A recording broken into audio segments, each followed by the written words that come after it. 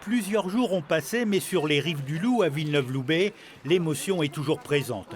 Mercredi dernier, un cygne a été mortellement blessé après l'attaque d'un chien sous les yeux de plusieurs promeneurs. Philippe assiste à la scène. On a aperçu le chien qui mordait très fortement dans l'eau, le cygne, et il ne le lâchait pas. Il y a même des gens qui sont rentrés dans l'eau, qui ont essayé de rattraper le chien, mais il serrait tellement fort le cygne qu'il l'a saigné.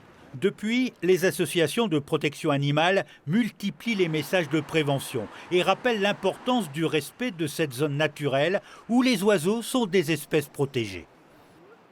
Il y a les longes, il y a les parcs canins, où il y a la montagne. On ne vient pas devant un endroit où il y a des espèces protégées, parce que n'importe quel animal, si gentil soit-il avec l'humain, peut avoir un instinct de prédation. La preuve, c'est ce qui s'est passé.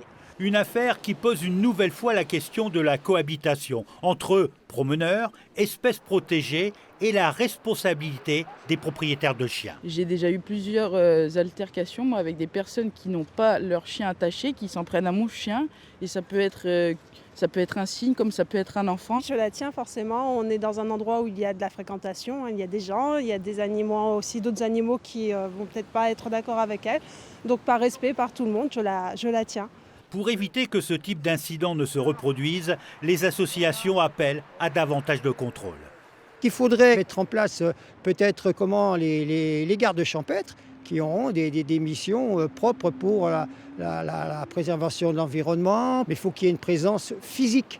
Et des sanctions sont prévues, 3 ans d'emprisonnement et 150 000 € d'amende en cas de non-respect des espèces protégées.